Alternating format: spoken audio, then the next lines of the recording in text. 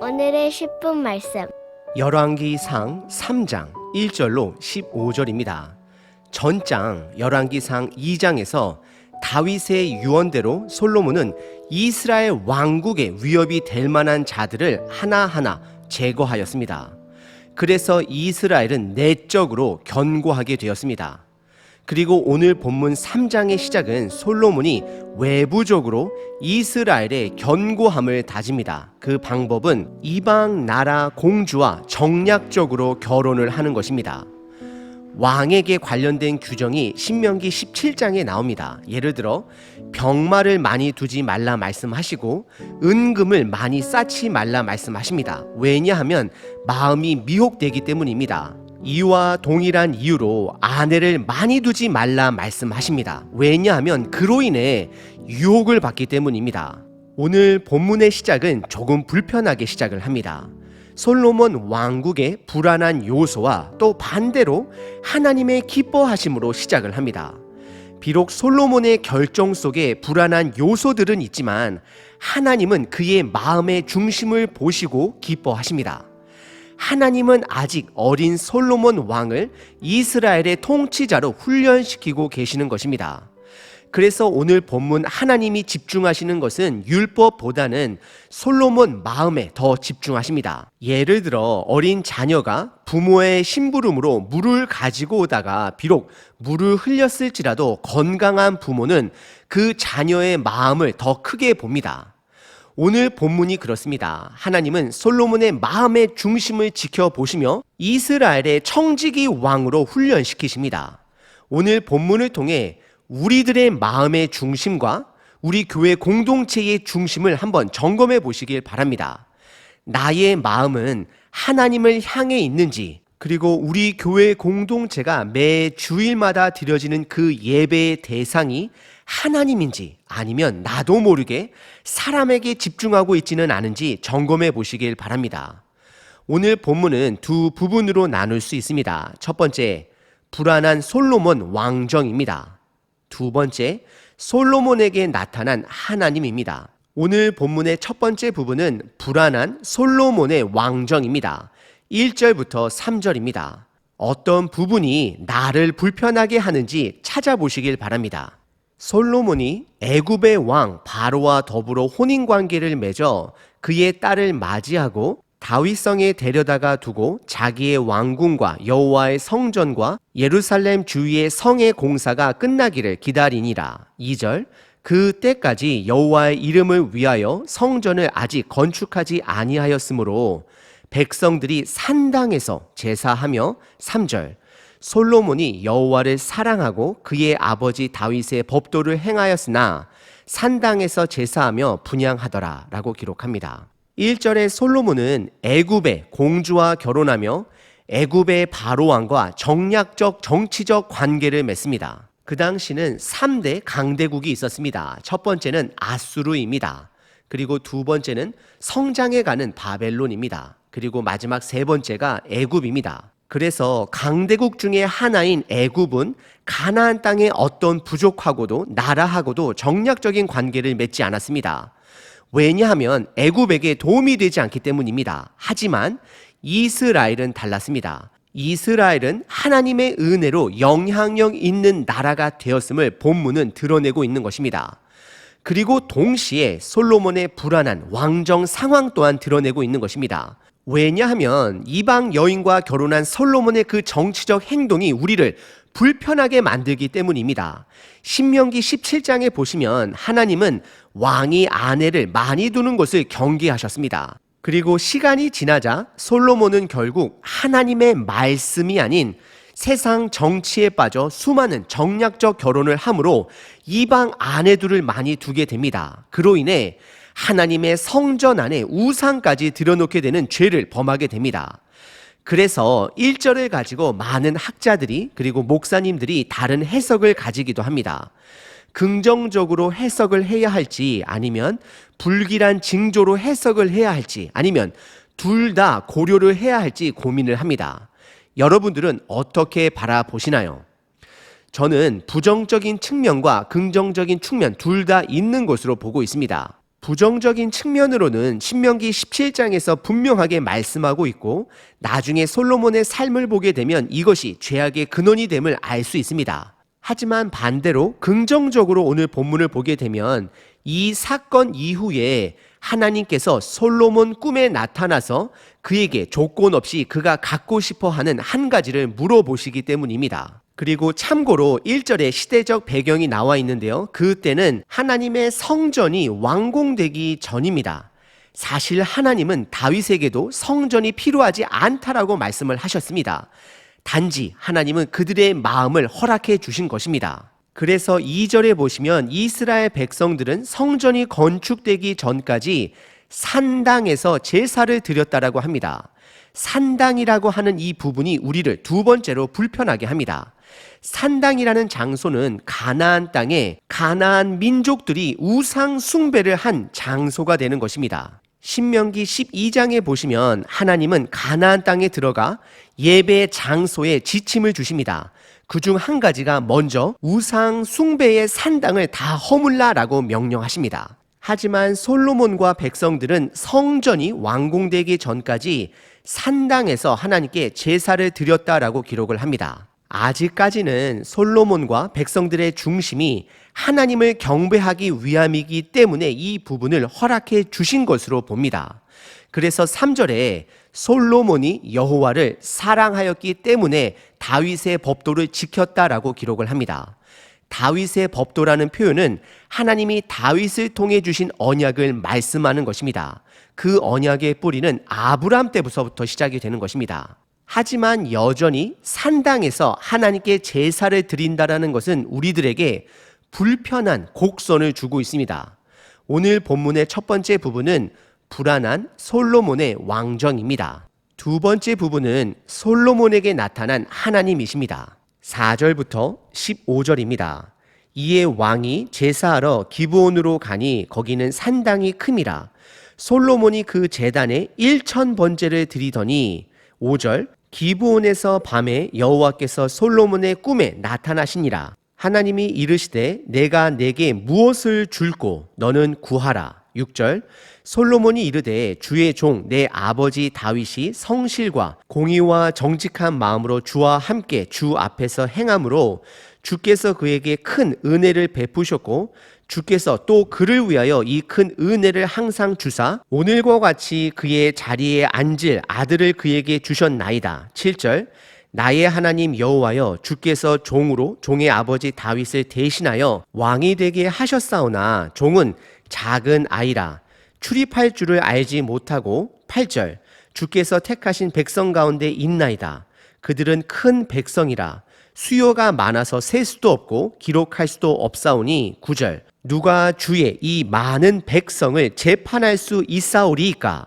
듣는 마음을 종에게 주사 주의 백성을 재판하여 선악을 분별하게 하옵소서. 10절 솔로몬이 이것을 구하매 그 말씀이 주의 마음에 든지라. 11절 이에 하나님이 그에게 이르시되 내가 이것을 구하도다.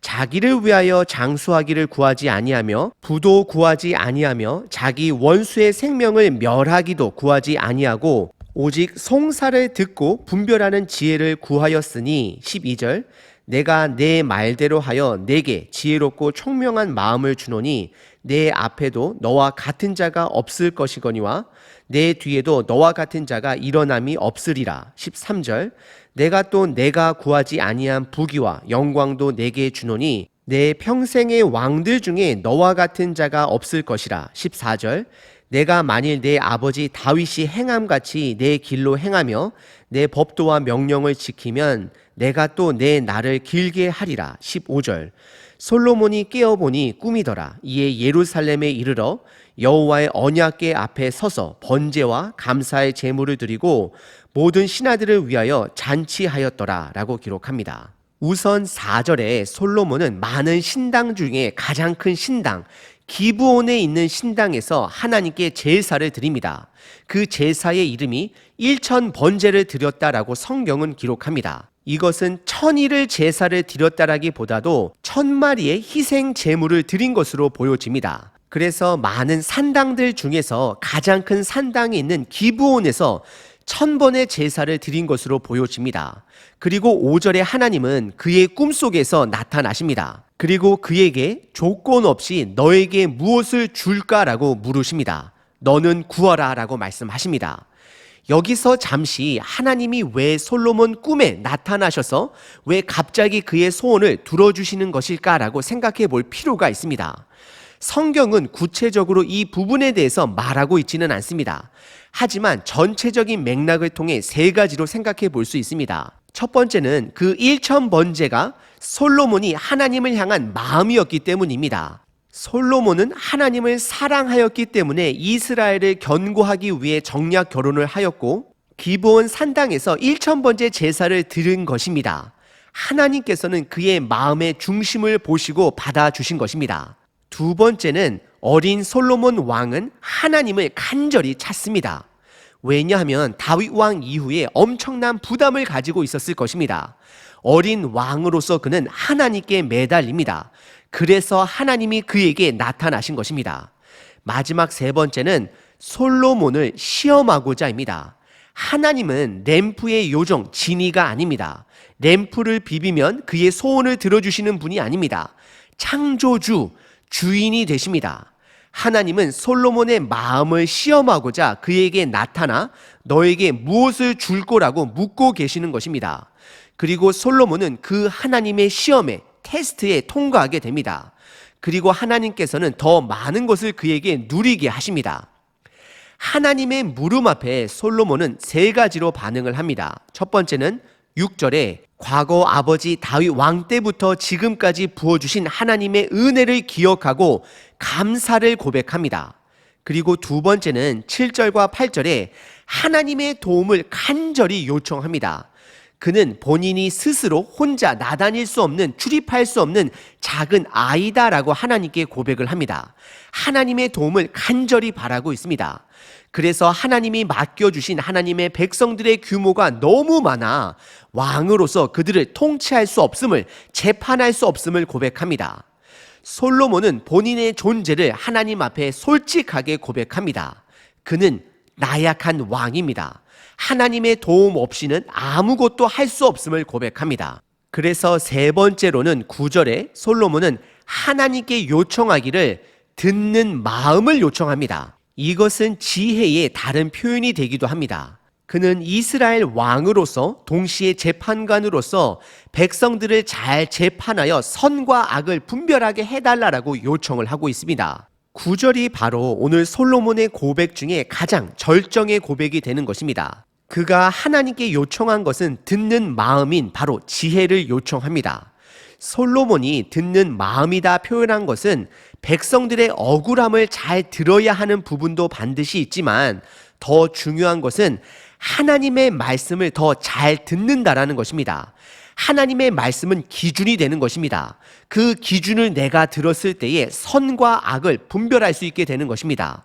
그래서 솔로몬 왕은 하나님의 말씀을 들어 기준을 가짐으로 선과 악을 분별할 수 있게 해달라고 요청하는 것입니다. 솔로몬은 왕으로서 하나님이 주신 백성들에게 마음이 가 있습니다. 그래서 하나님은 10절에 그의 고백을 마음에 들어 하십니다. 솔로몬 왕정의 시작은 비록 불안한 요소들도 품고 있지만 분명 그는 하나님을 사랑한 자로서 하나님의 나라를 잘 통치하려는 마음을 가진 건강한 왕으로 시작을 합니다. 그래서 11절에 하나님은 솔로몬이 개인적인 것을 구하지 않고 백성들을 위해 올바른 재판을 할 수 있는 분별력의 지혜를 구했음을 다시 한번 강조하시고 12절에 그의 분별의 지혜를 주시겠다라고 말씀해 주십니다. 그리고 13절에는 그가 구하지도 않은 두 가지를 추가적으로 주실 것을 약속해 주십니다. 재물과 명예입니다. 그리고 나서 다시 한번 14절에 너무나도 중요한 다윗을 통해 말씀하신 언약을 솔로몬에게 강조하십니다. 14절입니다.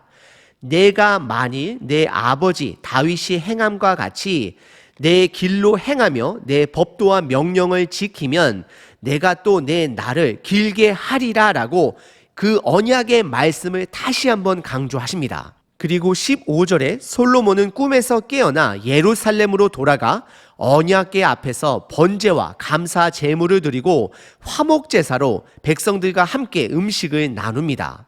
두 번째 부분은 솔로몬에게 나타난 하나님의 은혜입니다. 오늘 본문을 남용해서는 안 됩니다. 예를 들어서 내가 얻고자 하는 것을 얻기 위해 1000번의 헌금, 1000번의 특별 예배를 드리겠다라는 그 마음은 잘못된 마음입니다. 솔로몬이 오늘 드렸던 1000번의 그 제사는 무언가를 얻고자 하는 제사가 아닌 감사로 인한 제사였습니다. 두 번째, 재물과 명예를 얻기 위해 하나님의 뜻에 순종하려고 하는 마음 또한 잘못된 동기입니다. 순서가, 목적이 바뀐 것입니다. 그 목적이 재물과 명예가 되어서는 안 됩니다. 목적은 하나님의 뜻이 되어야 합니다. 재물과 명예는 있을 수도 있고 없을 수도 있습니다. 그리고 하나님이 여러분들에게 주신 것은 각양각색의 재능과 은사, 달란트들을 주신 것입니다. 그것을 하나님의 뜻에 맞게 사용하시는 것이 우리들의 목적이 되어야 하는 것입니다. 우리의 창조주 하나님을 램프의 요정, 진이로 만들어서는 안 됩니다. 하나님은 창조주로서 우리의 마음을 보시는 분이십니다. 하나님은 솔로몬의 마음의 중심을 보셨습니다. 하지만 그럴지라도 솔로몬의 왕정에는 불안한 모습 두 가지가 오늘 드러났습니다. 첫 번째는 이방 공주와 결혼한 것입니다. 두 번째는 산당에서 하나님을 향한 제사를 드린 것입니다. 하지만 비록 그것이 불안할지라도 오늘 본문에서는 하나님께서 솔로몬의 마음을 보시고 그를 축복해 주십니다. 동시에 그를 훈련시키십니다. 여러분들의 마음을 스스로 점검해 보시길 바랍니다. 내가 예수님을 믿는 그 목적이 이 땅에서 재물과 명예를 누리기 위한 것은 아니신지요? 하나님을 나의 요술, 램프, 요정, 진이로 여기고 있지는 않은지 점검해 보셔야 합니다. 예배와 하나님께 드려지는 헌금은 하나님을 향한 감사의 표현이지 하나님을 컨트롤하기 위한 수단이 아닙니다. 두 번째는 우리 교회가 드려지는 주일 예배의 대상자가 누구인지를 점검해 보시길 바랍니다. 혹시 나도 모르게 우리 공동체가 사람들에게 더 집중하고 있지는 않은지 살펴보셔야 합니다. 더 좋은 시설, 더 안락한 의자, 방문자들에게 드려지는 많은 선물들, 점심 메뉴 식사의 선정 등 마음의 그 중심을 우리는 다시 한번 점검해 보셔야 합니다. 제가 말씀드리는 이것들이 무조건 다 나쁘다라는 것은 아닙니다. 어떤 마음으로 이것을 행하느냐가 중요한 것입니다. 우리들이 무엇을 행하던 그 마음의 중심에 하나님을 향한 사랑이 없다면, 예배가 없다면 그곳이 교회라 할지라도 그곳은 산당으로 만들게 되는 것입니다. 오늘 하루 나의 마음의 중심과 우리 각자 교회 공동체의 중심을 점검해 보시길 바랍니다. 365일 기도문입니다. 디모데 후서. 주께서 내 곁에 서서 나에게 힘을 주심은 나로 말미암아 선포된 말씀이 온전히 전파되어 모든 이방인들이 듣게 하려 하심이니 내가 사자의 입에서 건짐을 받았느니라. 오늘도 새 날을 주심에 감사합니다. 주님의 의롭다 하심을 힘입어 오늘도 그 의롭다 하심에 반응하며 의로운 자로서, 하나님을 사랑하는 자로서 하루를 시작합니다. 내가 나의 입술로 주님을 증거하게 하시고 나의 삶으로 그 복음의 삶을 살아내게 하소서. 때로는 말씀이 너무 어려워 순종하지 못한다 말하고, 복음을 말로 나눈다라는 것은 너무 가벼워 못한다라고 말하며 결국 아무것도 하지 않는 우리들의 그 속셈을 하나님 앞에 드러내며 회개합니다. 오늘 나의 삶이 하나님을 증거할 뿐만 아니라 나의 말에도, 나의 입술에도 주를 증거하게 하소서. 내가 복음을 전하고 하나님을 알지 못하는 자들을 인도할 때에 하나님의 복음의 능력으로 지혜를 주소서. 나의 인생을 건져 죄인에서 의인으로 바꾸신 그 은혜가 오늘 누군가에게 흘러 넘치게 하소서. 그 현장에 쓰임받는 내가 되게 하소서. 나를 구원하신 주님을 찬양합니다. 예수 그리스도의 이름으로 기도합니다. 아멘. 하나님을 찬양합니다.